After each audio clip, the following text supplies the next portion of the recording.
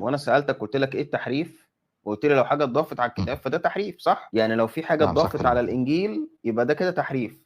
نعم. الترجمه اليسوعيه بقى بتاعت حضرتك دي بتقول ان في اصحاح اتضاف على الانجيل. أي صح هذا أو اصحاح المعنى، أي 21 من صفر؟ انجيل يوحنا صفحه 286 على ايدك اليمين.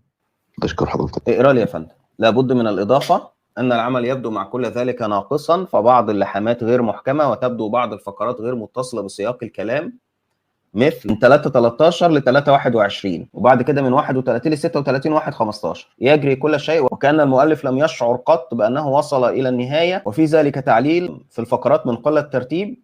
فمن الراجح أن الإنجيل كما هو بين أيدينا الآن أصدره بعض تلاميذ المؤلف فأضافوا عليه الفصل 21، ولا شك أنهم أضافوا بعض التعليق مثل 4:2 4:1 4:44 7:39 11:2 19:35. أما رواية المرأة الزانية فهناك إجماع على أنها من مرجع مجهول فأدخلت في زمن لاحق، وهي مع ذلك جزء من قانون الكتاب المقدس. أكثر من 50 نص اتضاف على الإنجيل، بالظبط 57 نص في الاقتباس السبع أسطر اللي أنا قريته في إنجيل واحد.